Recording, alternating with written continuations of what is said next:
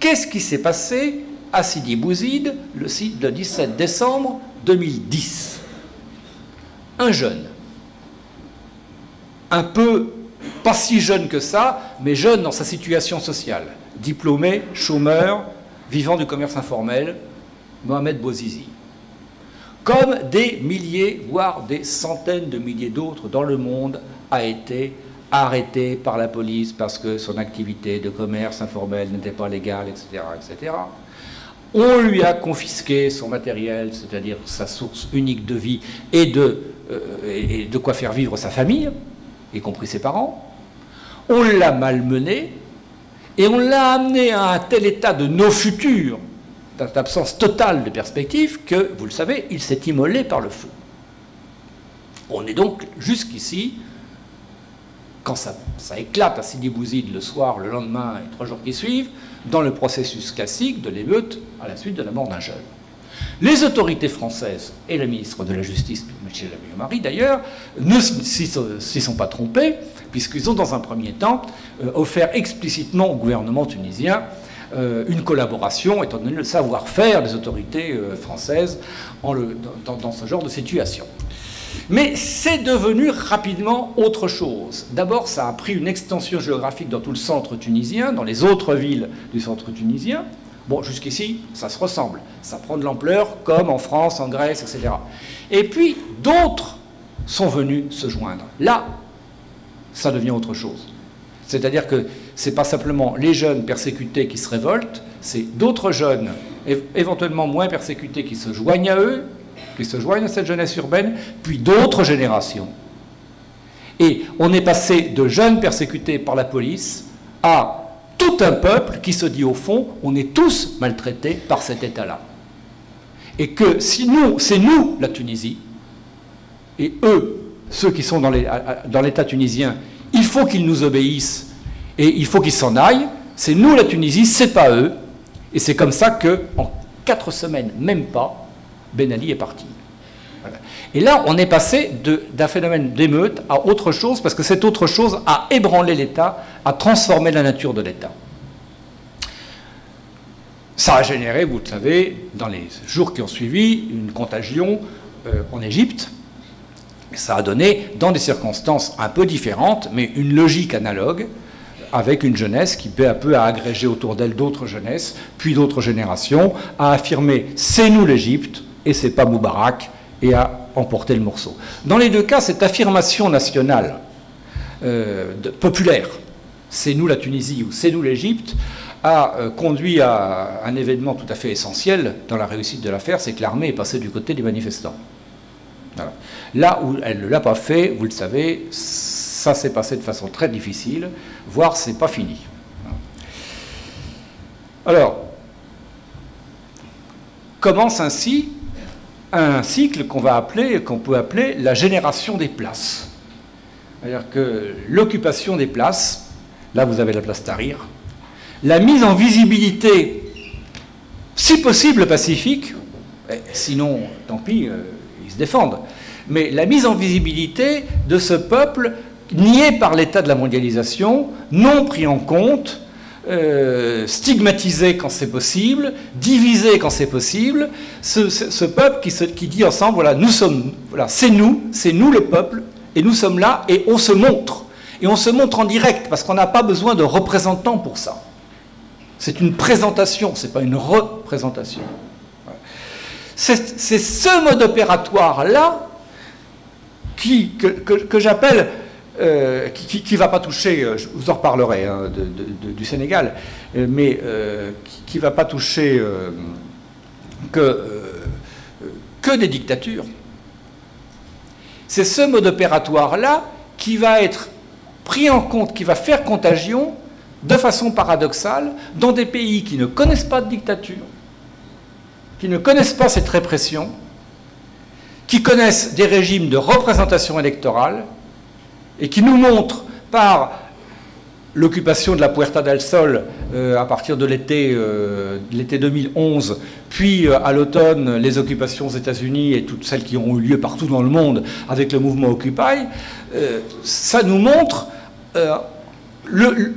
l'importance du contentieux qu'il y avait sur la notion de représentation et de représentation électorale, même dans des pays, dans des pays démocratiques.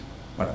Ce qui est paradoxal, c'est que c'est la dictature qui montre la voie, enfin c'est la lutte contre la dictature qui montre la voie à des mobilisations dans des pays démocratiques. C'est pas seulement le Sud qui montre la voie au Nord, c'est politiquement quelque chose de beaucoup plus compliqué et qui me semble extrêmement intéressant, tout à fait nouveau. Alors, il y a cette affaire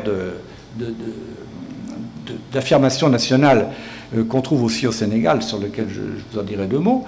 Je voudrais vous dire deux mots de ce mouvement qui a eu lieu au Sénégal aussi en 2011, que je connais un peu mieux parce que c'est un de mes terrains de recherche. Le Sénégal est un des rares pays d'Afrique qui n'a jamais eu connu de dictature.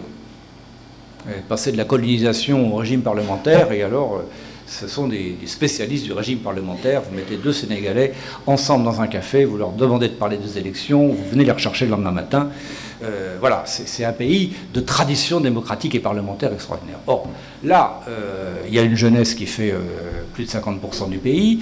Il y avait un président qui voulait pas... qui avait instauré un régime extrêmement corrompu et qui ne voulait pas partir. Et il y a eu la mobilisation d'un mouvement créé par des rappeurs, et du journalisme, mais essentiellement par des rappeurs, qui s'appelle Y'en a marre.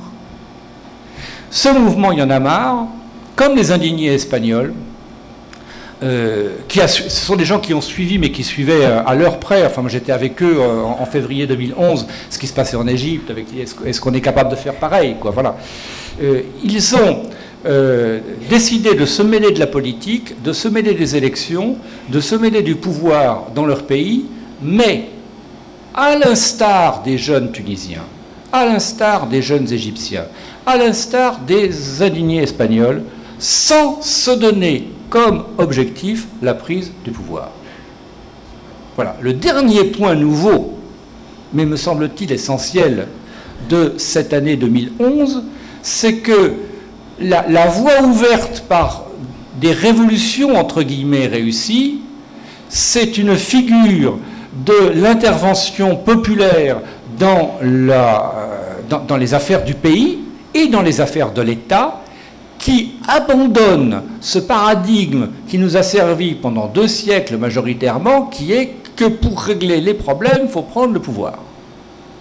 Et là, ils ont tous dit, il faut que le pouvoir soit meilleur, il faut que le pouvoir nous écoute, il faut que le pouvoir soit moins corrompu, mais il faut surtout que le peuple ne s'en remette pas au pouvoir. Et il faut surtout que ceux qui se mobilisent pour défendre le peuple ne cherchent pas à rentrer dans le pouvoir. Parce que le pouvoir corrompt. Parce que ce n'est pas le pouvoir qui permet, c'est pas le pouvoir qui a l'expertise, c'est la population dans son ensemble qui a l'expertise pour régler un certain nombre de problèmes. Je trouve que là, on a une nouvelle figure de la politique qui se dessine en pointillé, qui est extrêmement intéressante, qui peut éventuellement être un peu polémique avec les convictions d'un certain nombre d'entre vous, parce que ça nécessite de penser qu'il faut du pouvoir quelque part quand même. Bon, mais c'est pas moi qui le dis, hein, c'est eux. En tout cas, c'est comme ça que ça se passe. Voilà. Peut-être en tout cas remettre le pouvoir à sa place, qui est une place de gestion et non pas une place d'omnipotence. Voilà.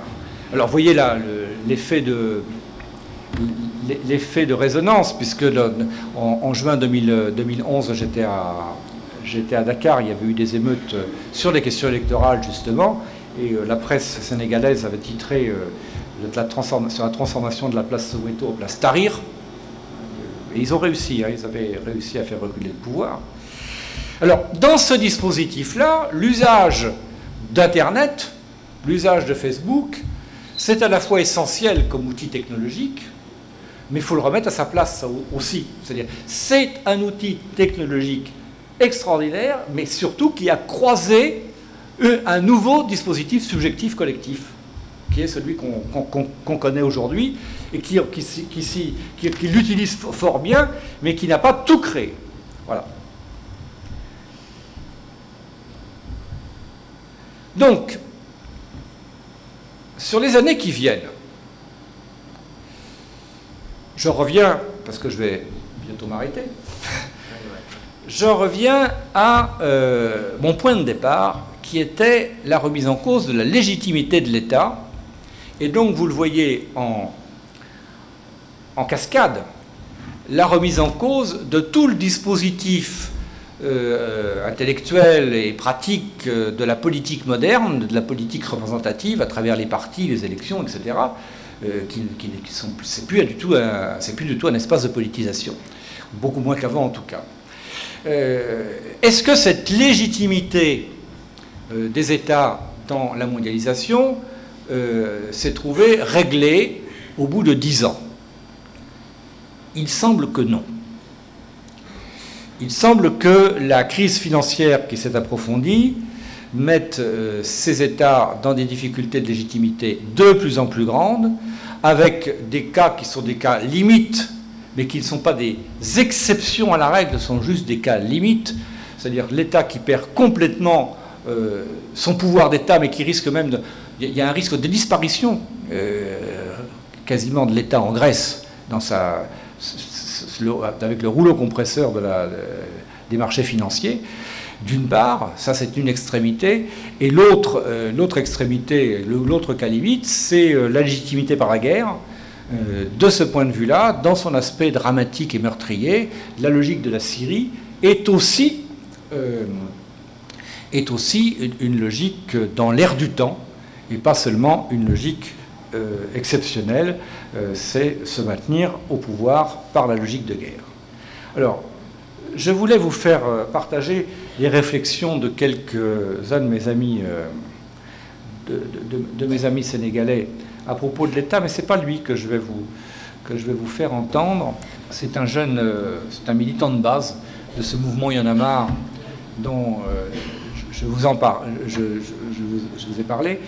On a rencontré les structures locales du mouvement Y en a marre au Sénégal s'appellent des esprits. Je trouve ça c'est beau. C'est complètement décentralisé, c'est-à-dire qu'il n'y a pas de structure, c'est pas un parti, il n'y a pas de congrès, voilà, ce sont des structures autonomes hein, avec une charte qui leur permet d'être ensemble, et quand il y a besoin de prendre des grandes décisions, c'est un ensemble général, ils réunissent tout le monde. Donc on a rencontré avec mon équipe l'Esprit Y en a marre de Guénaouraï, qui est la banlieue la plus pauvre de l'agglomération de Dakar. Je ne sais pas si vous connaissez un petit peu l'Afrique, c'est même la banlieue la moins pauvre, c'est déjà impressionnant. Guénaouraï, voilà. On lui a posé la question, que va devenir Y en a marre après les élections? Je disais, vous avez posé la question comme si Y en a marre va continuer après 2012 ou bien ça va finir. Pour moi, Y en a marre serait toujours là, parce que Y en a marre est ici pour contrôler le système, pour surveiller les gens qui sont au pouvoir, pour sensibiliser la population, faire incarner le civisme en quelque sorte. C'est ça que, d'après moi et d'après les informations données par les membres fondateurs du mouvement Y en a marre, ça va toujours continuer pour surveiller les hommes qui vont, après 2012, qui sont au pouvoir, et surveiller le système. Je pense que Y en a marre sera toujours là. Bon, le son n'était pas forcément excellent. Donc l'idée, c'est de maintenir un mouvement après les élections, même si le président Ouad, si détesté, est battu, ce qui a été fait, il a été battu, mais c'est de continuer le mouvement pour en faire une force de surveillance et de proposition vis-à-vis de l'État, et une force totalement indépendante, et qui surtout base sa légitimité sur le fait qu'elle ne brigue aucun mandat électoral, aucun mandat de pouvoir. Elle a une autorité qui est à la fois une autorité morale et une autorité très pratique, puisque ces mouvements, ces esprits s'investissent aussi dans des questions très, très concrètes sur lesquelles ils sont, les mouvements qui sont dedans, parfois beaucoup plus compétents, Il y a une question de compétence pour gérer les sociétés contemporaines, beaucoup plus compétents que les services de l'État auxquels ils ont affaire d'habitude. Voilà, je vais m'arrêter là. Donc, sur 2011, pour me résumer, je dirais qu'on a l'émergence de quelque chose qui dit de façon ouverte et de façon positive, par des projets, par des formes de mobilisation, par des postures vis-à-vis de l'État, des choses qui étaient en germe dans la décennie émeutière que nous avons vécue. Ça me semble très intéressant de ce point de vue-là, c'est donc à suivre. Ça, c'est la première chose. Et ça part du printemps arabe, mais ça englobe ensuite quelque chose de beaucoup plus large. Et la deuxième chose qu'il faut avoir en tête, c'est que ça dessine une nouvelle figure de l'action politique collective, et ça ne fait que la dessiner. Et pour l'instant, dans la crise de légitimité des États que nous connaissons, dans l'approfondissement de la crise de la mondialisation que nous connaissons, et le contentieux qui s'alourdit entre les peuples et les pouvoirs, le mouvement émeutier a peu de chances de se ralentir dans les mois qui viennent. Je prends un risque, peut-être, mais je pense très très modéré en faisant cette prévision-là, parce que, voilà, mais vous, comme ça, vous pourrez vérifier. Alors, merci, M. Berthaud.